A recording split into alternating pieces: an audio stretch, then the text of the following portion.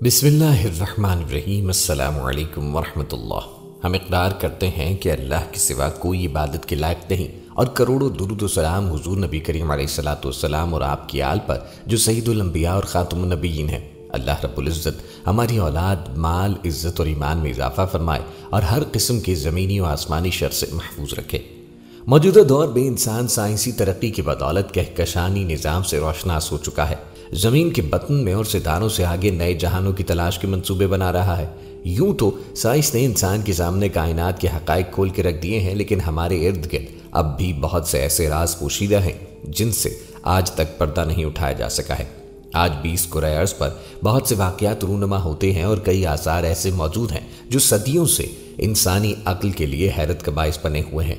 ऐसे ही कुछ अजीब व गरीब और हैरत अंगेज़ वाक़यात या आसार में से एक वाक़या औज बिन उन्क का भी है, जिसका तज़किरा हम आज की अपनी एक वीडियो में आपके सामने पेश करेंगे।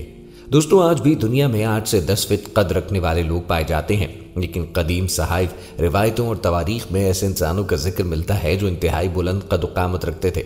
आसार कदीमा ने कई ऐसी चीज़ें दरियाफ्त की हैं जिसे देखकर हमारे जहनों में ये सवाल उभरता है कि क्या एहराम मिस्र, स्टोनहेंज जैसी कदीम अजूबा रोजगार तामीरात में इन देवकामत लोगों का कोई किरदार है। इसके बारे में तफसीली गुफ्तगू होगी और इसके साथ औज बिन उन्क के बारे में तफसीली गुफ्तगू आज की वीडियो में करेंगे। वीडियो बहुत मालूमाती होने वाली है, इसलिए मुकम्मल देखिएगा। श्रीलंका के दारुल हुकूमत कोलंबो के मशरक में 220 किलोमीटर के फासले पर जिला रत्नापुर में सतह मुर्तफा तर्ज की पहाड़ियों का एक सरसब्ज़ व शादाब सिलसिला है। इस पहाड़ियों में वाक़ बुलंद तरीन पहाड़ी जैसे मकामी लोग सिरी पैदा यानी कोहे आदम पीक मुक़द्दस कदम का नाम देते हैं और दुनिया भर में इसी नाम से मशहूर दुनिया भर के सयाहों और मुख्तलिफ मज़ाहिब के मानने वालों के लिए बड़ी कशिश शक्ति है।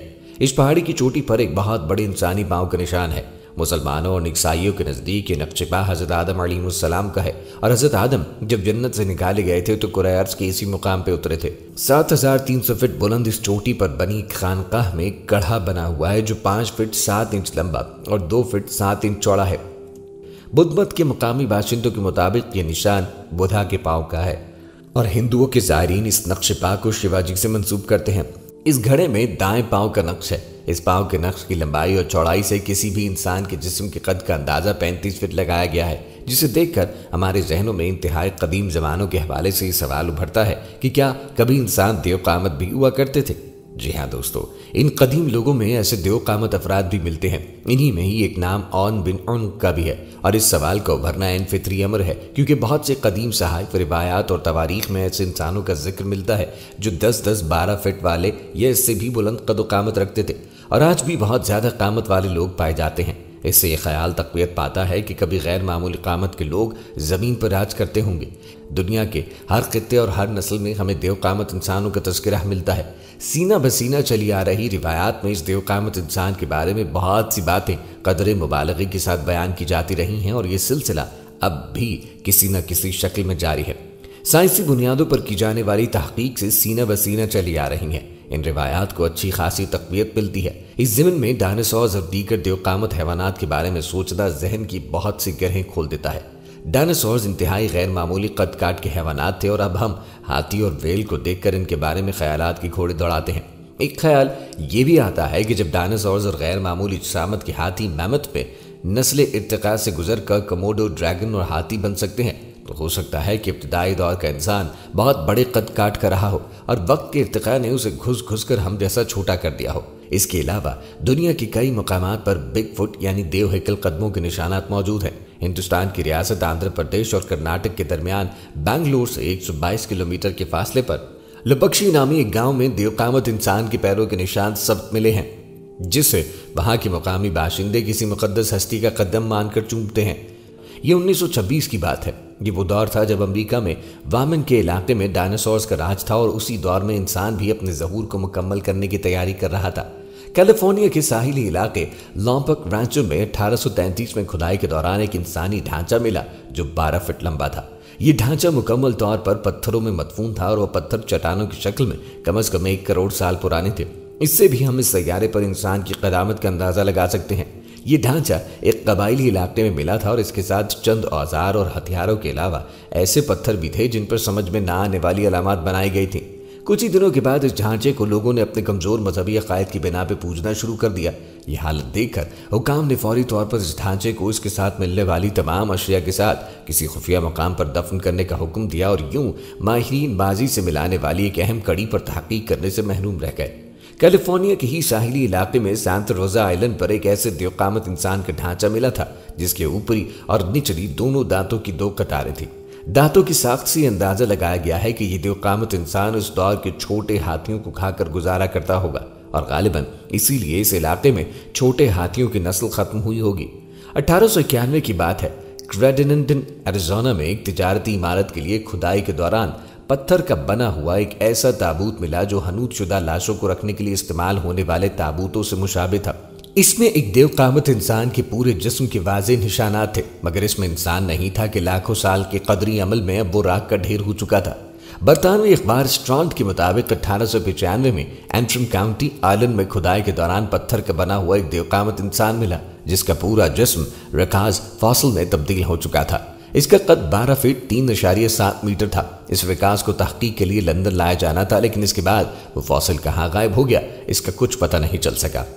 1950 की दिहाई में जुनूब मशरकी तुर्की में वादी फरात के करीब कदीम मकबरों में खुदाई से एक फॉसिल शुदा इंसानी रान की हड्डी बरामद हुई जिसकी लंबाई 47 इंच थी, जिससे अंदाजा लगाया जा सकता है कि इस इंसान का कद 14 से 16 फीट बुलंद होगा। ये फॉसिल शुदा रान की हड्डी mount blank fossil museum Texas में मौजूद है। एक कदीम तांबे की कान नॉर्थ वेरेस मिलान डेलोंडो में दरियाफ्त हुई है। ये इलाका आयरिश सतह समंदर से 220 मीटर बुलंद है। इस तांबे की कान के बारे में माहिरीन का कहना है कि और में आज से 3500 साल पहले कांसी के अहद में इस कान में मजदूर काम किया करते थे।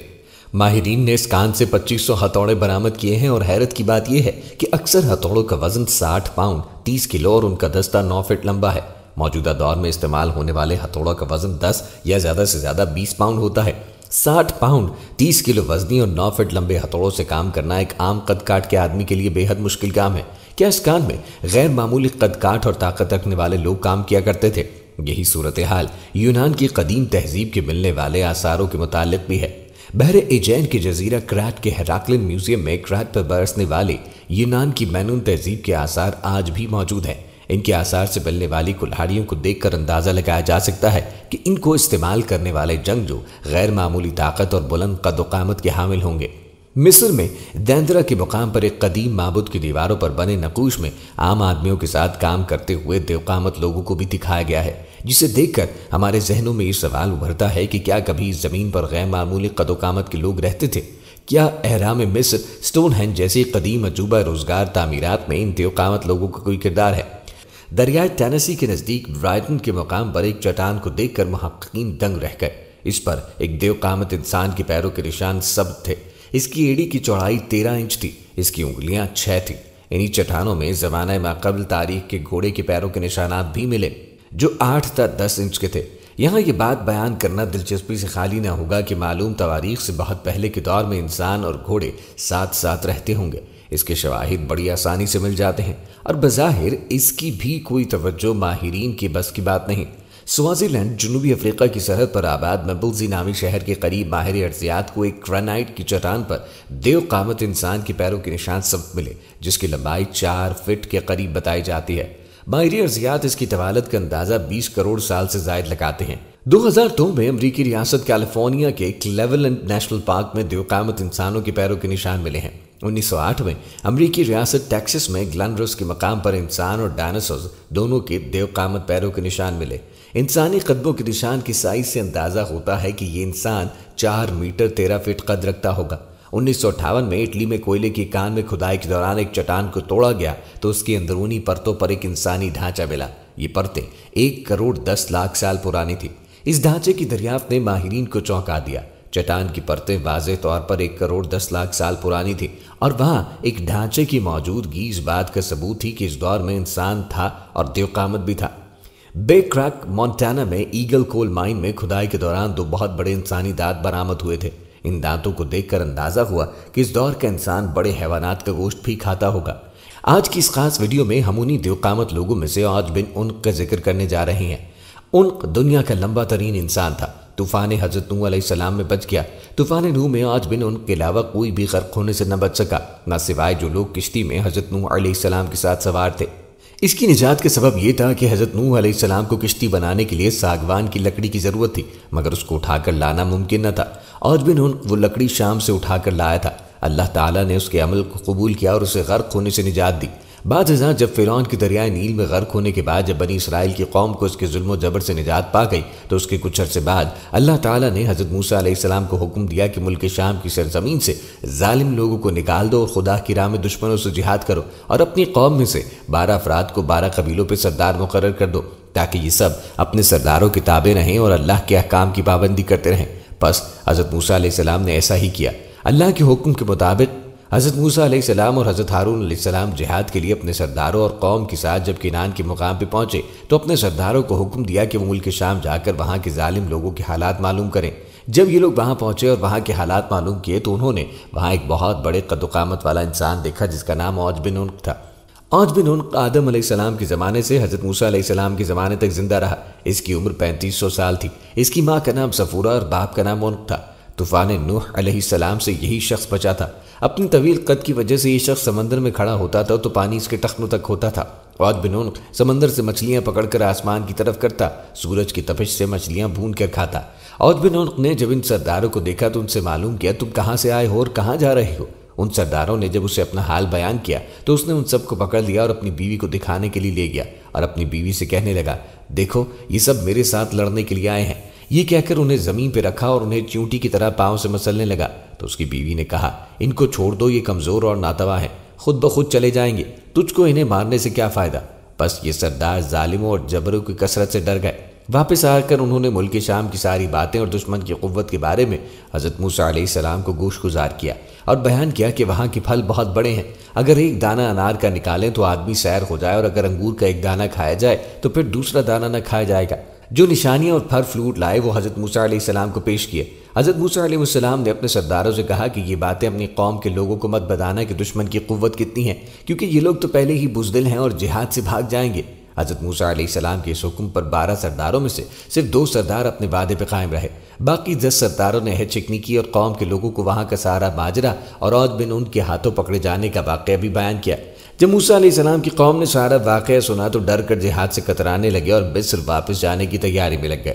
حضرت موسیٰ علیہ السلام نے اپنی قوم سے فرمایا، اے لوگو، تم جہاد سے مت گھبراؤ اور جہاد سے مت بھاگو، کیونکہ اللہ نے وعدہ فرمایا ہے کہ میں تمہیں ان کافروں پر فتح دوں گا۔ تو قوم نے حضرت موسیٰ علیہ السلام کی قوم کے 2 سردار یوشع بن نون اور کالات بن قطاوہ اپنے وعدے پہ قائم رہے اور اپنی قوم سے کہنے لگے، اے قوم، ٹھہر جاؤ اور جہاد کرو، اللہ تم کو فتح دے گا۔ اور حضرت موسیٰ علیہ السلام نے وعدہ کیا ہے کہ اللہ تم کو ضرور فتح دے گا اور ان کو ہلاک کرے گا جس طرح فرعون کو ہلاک کیا تھا۔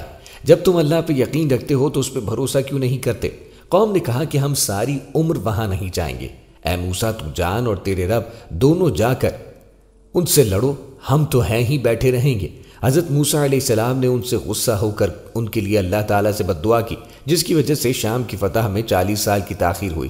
اس مدت میں بنی اسرائیل کے نافرمان لوگ جنگلوں میں بھٹکتے رہے۔ دوسری طرف جب حضرت موسیٰ علیہ السلام ہاتھ میں اپنا عصا لیے حضرت ہارون علیہ السلام کے ہمراہ ملک شام روانہ ہو گئے، حضرت موسیٰ علیہ السلام کی باغی قوم نے بنی اسرائیل سے واپس مصر جانے کا ارادہ کیا۔ تمام رات چلتے رہے، مگر جب صبح ہوئی تو دیکھا کہ جہاں سے روانہ ہوئے تھے وہیں پہ موجود ہیں۔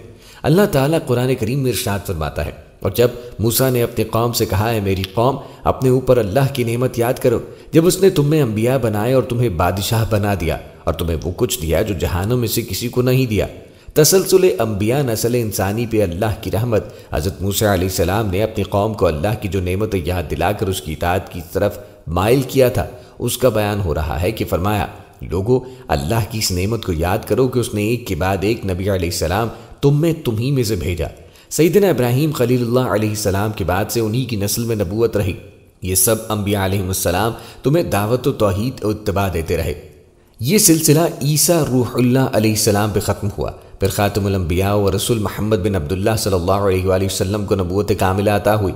آپ صلی اللہ علیہ وسلم حضرت اسماعیل علیہ السلام کی واسطے سے حضرت ابراہیم علیہ السلام کی اولاد میں سے تھے، جو اپنے سے پہلے کے تمام رسول اور انبیاء سے افضل تھے۔ اللہ آپ صلی اللہ علیہ وآلہ وسلم پر درود و سلام نازل فرمائے اور تمہیں اس نے بادشاہ بنا دیا، یعنی خادم دیے، بیویاں دی، گھر بار دیا، اور اس وقت جتنے لوگ تھے ان سب سے زیادہ نعمتیں تمہیں عطا فرمائیں۔ یہ لوگ اتنا پانے کے بعد بادشاہ کہلانے لگتے ہیں، سیدنا عبداللہ بن عمرو بن عاص رضی اللہ عنہ سے ایک شخص نے پوچھا کہ کیا میں فقراء مہاجرین میں سے نہیں ہوں؟ آپ رضی اللہ عنہ نے فرمایا تیری بیوی ہے؟ اس نے کہا ہاں گھر بھی ہے۔ کہا ہاں۔ کہا پھر تو غنی ہے۔ اس نے کہا یوں تو میرا خادم بھی ہے۔ آپ رضی اللہ عنہ نے فرمایا پھر تو بادشاہوں میں سے ہے۔ حسن بصری رحمہ اللہ علیہ فرماتے ہیں سواری اور خادم ملک ہے۔ بنو اسرائیل ایسے لوگوں کو ملوک کہا کرتے تھے۔ بقول قتادہ رحمہ اللہ خادموں کا اول راج ان بنی اسرائیلیوں نے ہی دیا ہے۔ ایک مرفوع حدیث میں ہے کہ لوگوں میں جس کے پاس خادم، سواری اور بیوی ہو وہ بادشاہ کہا جاتا تھا۔ ایک اور مرفوع حدیث میں ہے جس کا گھر ہو اور خادم ہو بادشاہ ہے۔ یہ حدیث مرسل اور غریب ہے۔ ایک حدیث میں آیا ہے جو شخص اس حالت میں صبح کرے کہ اس کا جسم صحیح سالم ہو، اس کا نفس امن و مان میں ہو، دن بھر کفایت کرے، اس کے لیے اتنا مال بھی ہو تو اس کے لیے گویا کل دنیا سے مٹ کر آ گئی۔ اس وقت جو یونانی قبطی وغیرہ تھے ان سے یہ اشرف و افضل مانے گئے تھے، اور آیت میں ہے ہم نے بنو اسرائیل کو کتاب، حکم، نبوت، پاکیزہ روزیاں اور ان سب پر فضیلت دی تھی۔ حضرت موسیٰ علیہ السلام سے جب انہوں نے مشرکوں کی دیکھا دیکھی اللہ بنانے کو کہا، اس کے جواب میں بھی حضرت موسیٰ علیہ السلام نے اللہ کے فضائل بیان کرتے ہوئے یہی فرمایا تھا کہ اس نے تمہیں تمام جہانوں پر فضیلت دے رکھی ہے۔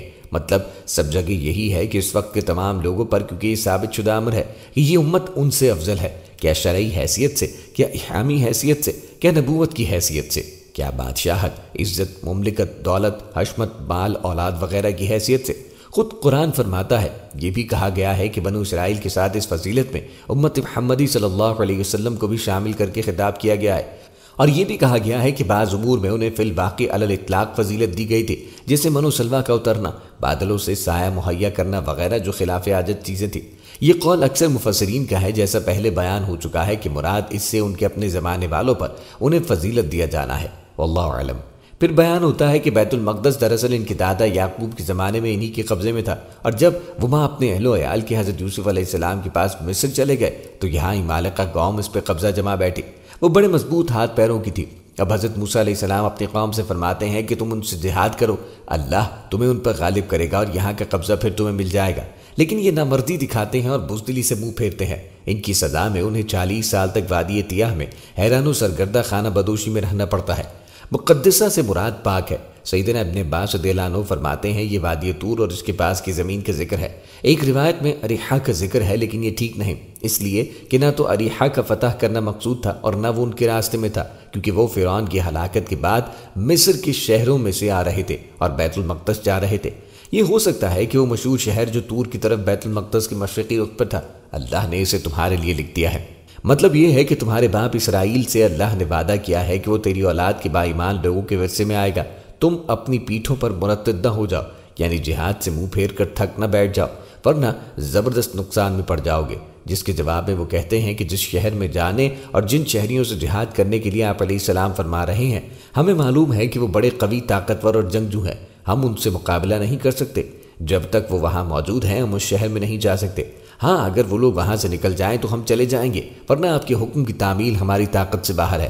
سیدنا ابن عباس رضی اللہ عنہ کا بیان ہے کہ موسیٰ علیہ السلام جب اریحہ کے قریب پہنچ گئے تو آپ علیہ السلام نے 12 جاسوس مقرر کیے۔ بنو اسرائیل کے ہر قبیلے میں سے ایک جاسوس لیا اور انہیں اریحہ میں بھیج کر صحیح خبریں لے آئے۔ یہ لوگ جب گئے تو ان کی جسامت اور قوت سے خوفزدہ ہو گئے۔ ایک باغ میں یہ سب کے سب تھے، اتفاقاً باغ والا پھل توڑنے کے لیے آ گیا۔ وہ پھل توڑتا ہوا ان کے قدموں کے نشان ڈھونڈتا ہوا ان کے پاس پہنچ گیا اور انہیں بھی پھلوں کے ساتھ ہی ساتھ اپنی گٹھڑی میں باندھ دیا اور جا کر بادشاہ کے سامنے باغ کے پھل کی گٹھڑی کھول کے ڈال دی جس میں یہ سب کے سب تھے۔ بادشاہ نے انہیں کہا اب تو تمہیں ہماری قوت کا اندازہ ہو گیا ہے، تمہیں قتل نہیں کرتا، جاؤ واپس جاؤ اور اپنے لوگوں سے ہماری قوت بیان کرو۔ چنانچہ انہوں نے جا کر سب حال بیان کیا، جس سے بنو اسرائیل روب میں آ گئے، لیکن اس کی اسناد ٹھیک نہیں۔ دوسری روایت میں ہے کہ ان 12 لوگوں کو ایک شخص نے پکڑا اور اپنی چادر میں گٹھڑی باندھ کر نہر میں لے گیا اور لوگوں کے سامنے انہیں ڈال دیا۔ انہوں نے پوچھا تم کون لوگ ہو؟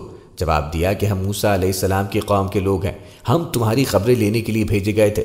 انہوں نے ایک انگور ان کو دیا جو ایک شخص کو کافی تھا اور کہا جاؤ ان سے کہہ دو کہ یہ ہمارے میوے ہیں۔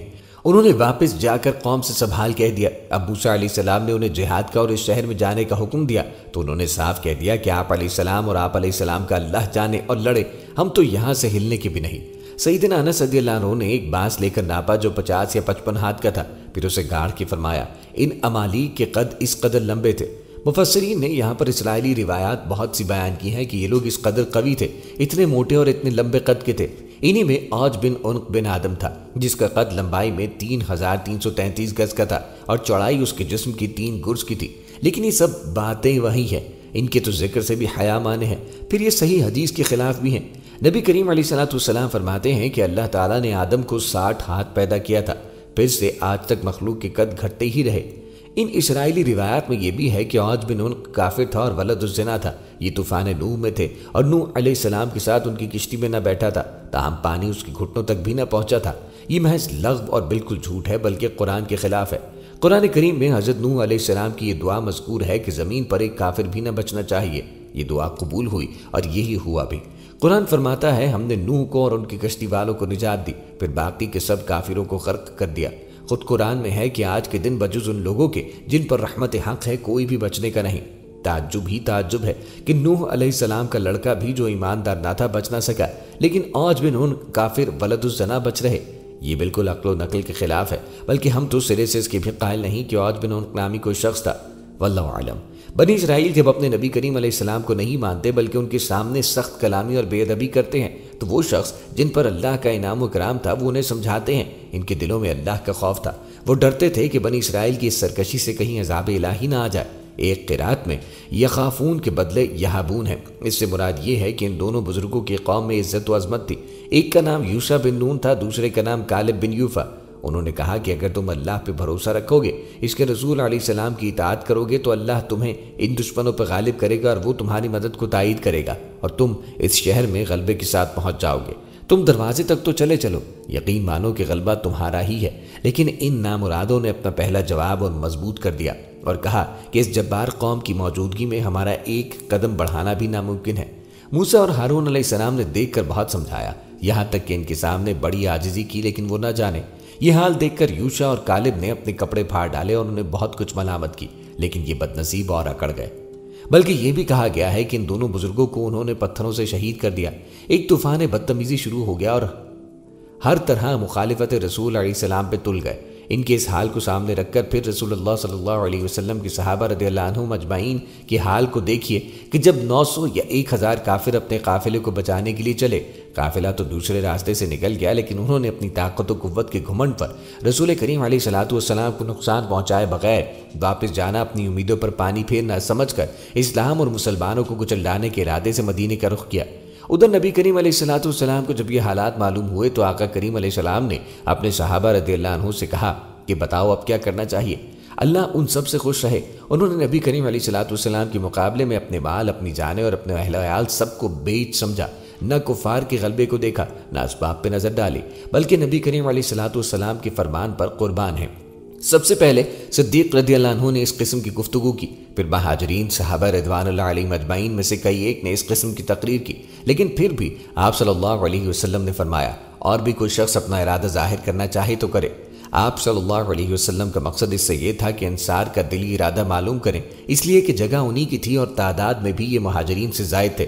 اس پر سیدنا سعد بن معاذ انصاری رضی اللہ عنہ انصار کھڑے ہو گئے اور فرمانے لگے، شاید آپ صلی اللہ علیہ وسلم کا ارادہ ہماری منشا معلوم کرنے کا ہے۔ سنیے یا رسول اللہ، قسم ہے اس اللہ کی کہ جس نے آپ صلی اللہ علیہ وآلہ وسلم کو حق کے ساتھ سچا نبی بنا کر بھیجا ہے، کہ اگر آپ صلی اللہ علیہ وسلم ہمیں سمندر کے کنارے کھڑا کر کے فرمائے کہ اس میں کود جاؤ تو بغیر کسی پس و پیش کے اس میں کود جائیں گے۔ آپ صلی اللہ علیہ وسلم دیکھ لیں گے کہ ہم میں سے ایک بھی نہ ہوگا جو کنارے پہ کھڑا رہ جائے۔ نبی کریم علیہ السلام اپنے دشمنوں کے مقابلے میں ہمیں شوق سے لے چلیے۔ آقا کریم علیہ السلام دیکھ لیں گے کہ ہم لڑائی میں صبر اور ثابت قدمی دکھانے والے لوگ ہیں۔ آپ صلی اللہ علیہ وسلم جان لیں گے کہ ہم اللہ کی ملاقات کو سچ جاننے والے لوگ ہیں۔ آقا کریم علیہ السلام کا نام لیجئے، کھڑے ہو جائیے، ہمیں دیکھ کر، ہماری بہادری اور استقلال کو دیکھ کر انشاءاللہ آپ کی آنکھیں ٹھنڈی ہوں گی۔ یہ سن کر نبی کریم علیہ السلام خوش ہوئے اور نبی کریم علیہ السلام کو انصار کی یہ باتیں بہت ہی بھلی معلوم ہوئی۔ ایک روایت میں ہے کہ بدر کی لڑائی کے موقع پہ آپ نے مسلمانوں سے مشورہ لیا۔ سیدنا عمر رضی اللہ عنہ نے کہا، پھر انصاریوں نے کہا، اگر آپ ہماری سننا چاہتے ہیں تو سنیے، ہم بنی اسرائیل کی طرح نہیں جو کہہ دیں کہ آپ صلی اللہ علیہ وآلہ وسلم اور آپ صلی اللہ علیہ وآلہ وسلم کا اللہ جا کر لڑیں۔ ہم یہاں بیٹھے ہیں، بلکہ ہمارا جواب یہ ہے کہ آقا کریم علیہ السلام کی مدد کے لیے، جہاد کے لیے چلیے۔ ہم جان و مال سے آپ صلی اللہ علیہ وسلم کے ساتھ ہیں۔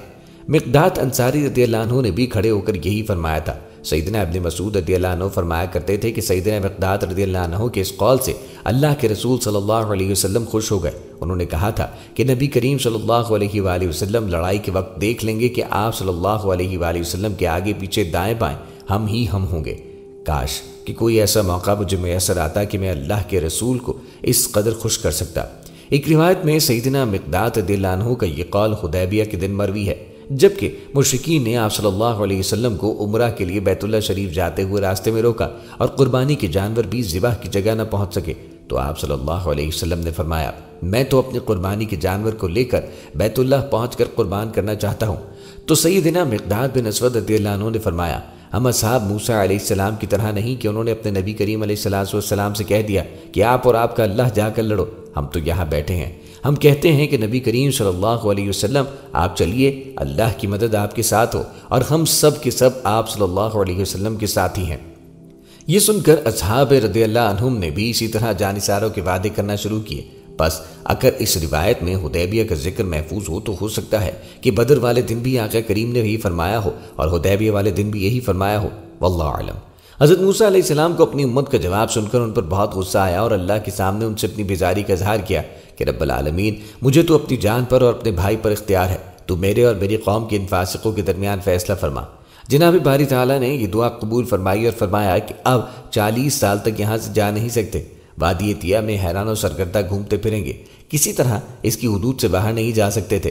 یہاں انہوں نے عجیب و غریب خلاف عادت امور دیکھے، مثلا ابر کا سایہ ان پر ہونا، من و سلوا کا اترنا، ایک ٹھوس پتھر سے جو ان کے ساتھ تھا پانی کا نکلنا۔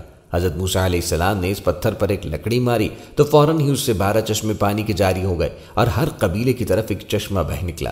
اس کے سوا اور بھی بہت سے معجزے بنو اسرائیل نے وہاں پر دیکھے، یہیں تورات اتری، یہیں احکام الہی نازل ہوئے، وغیرہ وغیرہ۔ اسی میدان میں 40 سال تک یہ گھومتے پھرتے رہے، لیکن کوئی راہ وہاں سے گزر جانے کی انہیں نہ ملی۔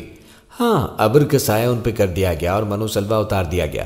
فتون کی متول حدیث میں سیدنا ابن عباس رضی اللہ عنہ سے یہ مروی ہے، پھر ہارون علیہ السلام کی وفات ہو گئی اور اس کے 3 سال بعد کلیم اللہ موسیٰ علیہ السلام بھی انتقال فرما گئے۔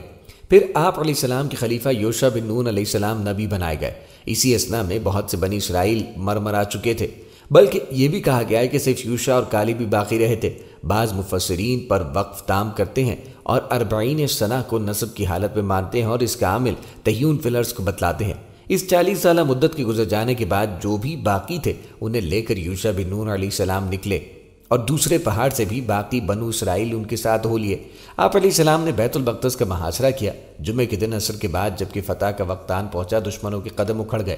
اتنے میں سورج ڈوبنے لگا اور سورج ڈوبنے کے بعد ہفتے کی تعظیم کی وجہ سے لڑائی ہو ہی نہیں سکتی تھی، اس لیے اللہ کے نبی کریم علیہ السلام نے فرمایا اے سورج، تو بھی اللہ کا غلام ہے اور میں بھی اللہ کا محکوم، اے اللہ اسے ذرا سی دیر روک دے۔ چنانچہ اللہ کے حکم سے سورج رک گیا اور آپ علیہ السلام نے دل جمعی کے ساتھ بیت المقدس کو فتح کر لیا۔ اللہ کا حکم ہوا کہ بنی اسرائیل کو کہہ دو اس شہر کے دروازے میں سجدے کرتے ہوئے جائیں اور حطتن کہیں، یعنی یا اللہ ہمارے گناہ معاف فرما، لیکن انہوں نے اللہ کے حکم کو بدل دیا۔ رانوں پر گھسٹتے ہوتے ہوئے اور زبان سے حبتن فی شعرتن کہتے ہوئے شہر میں گئے۔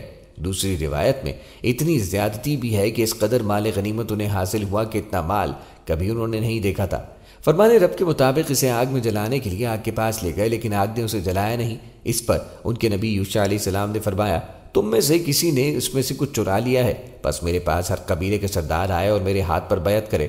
چنانچہ یوں ہی کیا گیا۔ ایک قبیلے کے سردار کا ہاتھ نبی کریم علیہ السلام کے ہاتھ سے چپک گیا۔ آپ علیہ السلام نے فرمایا تیرے پاس جو بھی خیانت کی چیز ہے اسے لے آ۔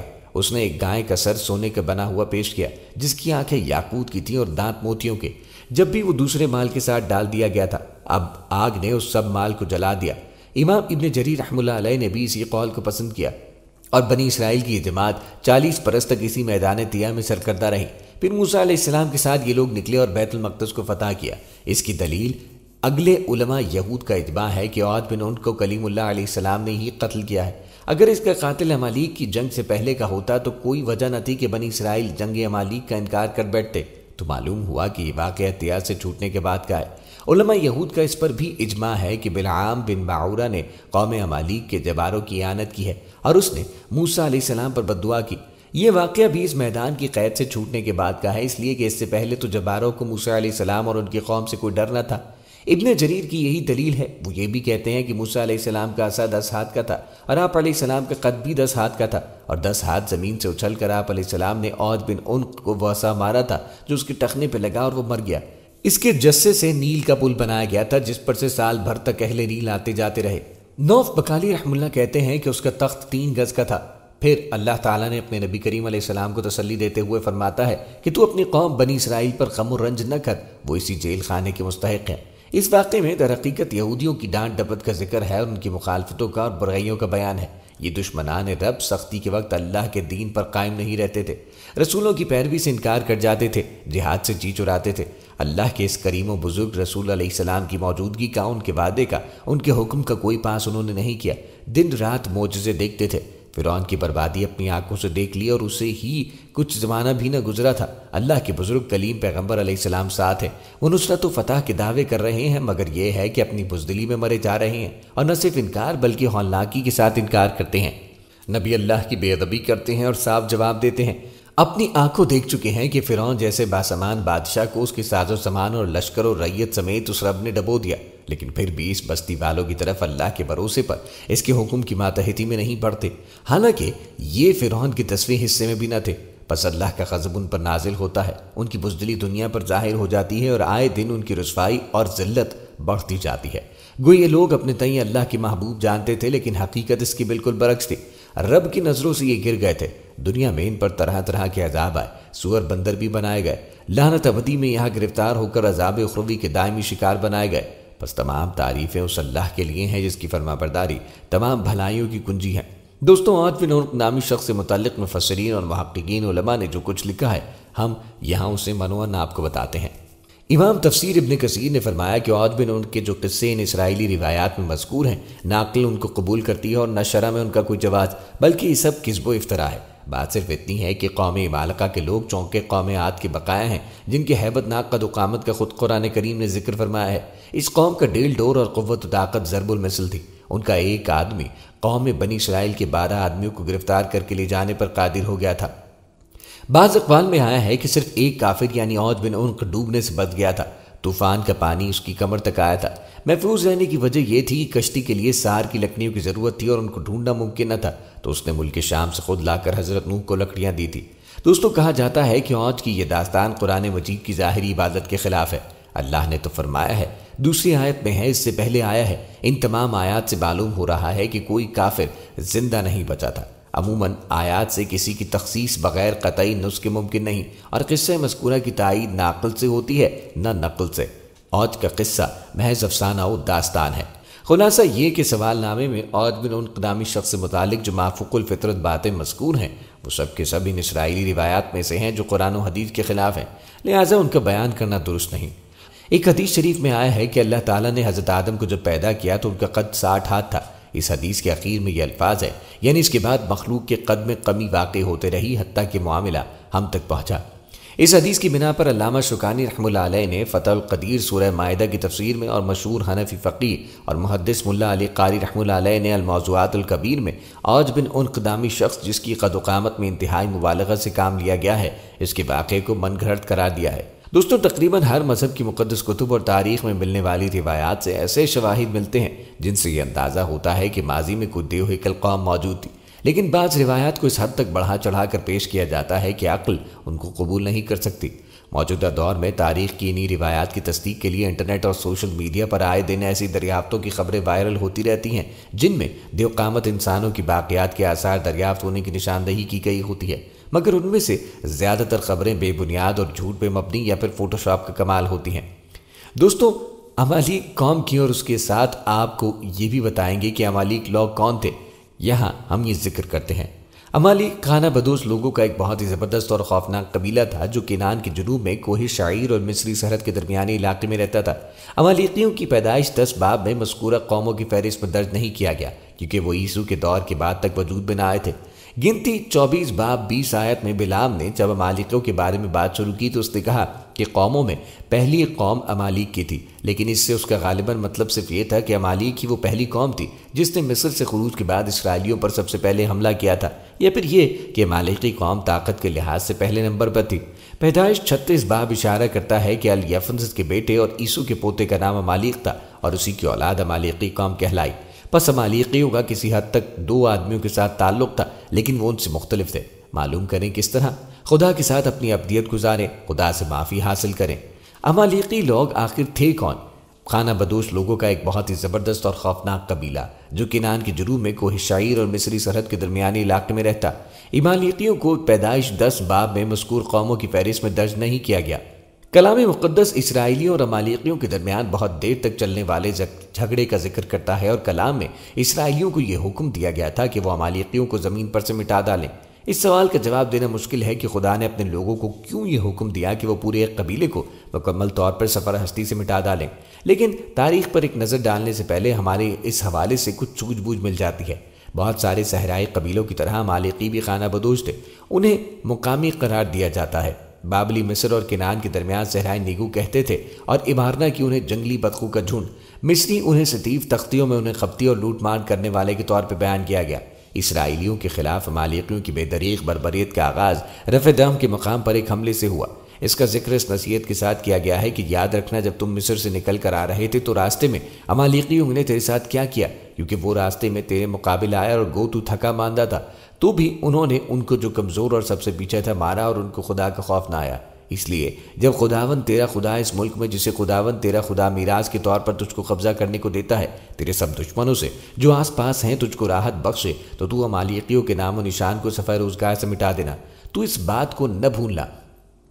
سمیول میں خدا ساؤل بادشاہ سے کہتا ہے کہ رب الافواج یوں فرماتا ہے کہ مجھے اس کا خیال ہے کہ عمالیق نے اسرائیل سے کیا کیا، اور جب یہ مصر سے نکل آئے تو وہ راہ میں ان کا مخالف ہو کر آیا۔ سو اب تو جا اور عمالیق کو مار، اور جو کچھ ان کا ہے سب کو بالکل نابود کر دے، اور ان پہ رحم مت کر، بلکہ مرد اور عورت، ننھے بچے اور شیرخوار، گائے بھیل اور بھیڑ بکریاں، اونٹ اور گدھے سب کو قتل کر ڈال۔ اس کے جواب میں ساؤل بادشاہ نے سب سے پہلے اسرائیل کے دوست قیدیوں سے کہا کہ وہ اس علاقے کو چھوڑ دیں اور عمالیقیوں کے درمیان سے نکل جائے۔ اس کے بعد اس نے عمالیقیوں پر حملہ کیا، لیکن اس نے اس کام کو مکمل نہ کیا۔ اس نے عمالیقیوں کے بادشاہ احجاج کو زندہ رہنے دیا، اور ہر ایک ناقص اور نکمی چیز کو نیست کرنے کے بعد اچھی اور موٹی تازی چیزوں اور جانوروں کو اپنی اور اپنی فوج کے لیے لوٹا، اور ایسا کرنے کے جواز کے طور پر خدا کے حضور جھوٹ بولا۔ ساؤل کی خدا اور اس کے احکامات کے خلاف بغاوت اس قدر سنگین تھی کہ اسے خدا نے بادشاہ کے طور پر مسترد کر دیا تھا۔ اس وقت بچ جانے والے عمالیقی آئندہ سینکڑوں سالوں کے دوران پے در پے مختلف نسلوں میں اسرائیلیوں کو ہراساں کرتے اور لوٹتے رہے۔ سمیول میں ہمیں عمالیقیوں کی طرف سے سقلاج نامی ایک گاؤں پر حملے کی اطلاع ملتی ہے، جہاں داؤد کی جائیداد اور خاندان کے لوگ بھی تھے۔ عمالیقیوں نے تمام گاؤں کو جلایا اور داؤد کی 2 بیویوں سمیت تمام عورتوں، بچوں اور لوگوں کو اسیر بنا کے ساتھ لے گئے۔ داؤد اور اس کے آدمیوں نے ان کا پیچھا کر کے تمام یرغمال کیے جانے والے لوگوں کو بچایا، تاہم چند 100 عمالیقی اس وقت بھی فرار ہونے میں کامیاب ہو گئے تھے۔ بہت بعد میں شاہ خزقیہ کے ایام میں شمون کے بیٹوں میں سے 500 مردوں کے گروہ نے ان باقی عمالیقیوں کو جو بچ رہے تھے قتل کیا، جو کہ پہاڑی علاقے کوہ شعیرے میں رہ رہے تھے۔ عمالیقیوں کا آخری یاد ذکر استر کی کتاب میں بھی کیا گیا ہے، جہاں پر عمالیقیوں کے بادشاہ اجاج کی اولاد سے تعلق رکھنے والے حامان بن حمداتا نے بادشاہ اخسورس کے حکم کے ذریعے سے یہودیوں کو نیست و نابود کرنے کی سازش کی۔ تاہم خدا نے فارس میں یہودیوں کو بچایا، اور اس کے برعکس حامان اور اس کے بیٹوں سمیت اسرائیل کے باقی دشمن مارے گئے۔ عمالیقی قوم کی یہودیوں کے لیے نفرت اور خدا کی قوم کو تباہ کرنے کی ان کی بارہا کوشش بالآخر ان کی اپنی ہی تباہی کے باعث بنی۔ ان کا انجام ایسے سبھی لوگوں کے لیے عبرت کا نشان ہونا چاہیے جو خدا کے منصوبے کو ناکام بنانے کی کوشش کرتے ہیں، یہ جو خدا کی طرف سے بابرکت ٹھہرائے ہوئے پر لعنت بھیجتے ہیں۔ دوستو، یہ تھی آج کی ویڈیو، امید ہے کہ آپ کو پسند آئی ہوگی۔ مزید ویڈیوز کے لیے چینل کو سبسکرائب کریں اور ساتھ ہی لگے بیل کے بٹن کو دبا دیں۔ اپنی رائے کا اظہار کمنٹ باکس میں لازم کیجیے گا۔ ملتے ہیں ایک نئی ویڈیو میں، تب تک کے لیے اللہ حافظ و فی امان اللہ۔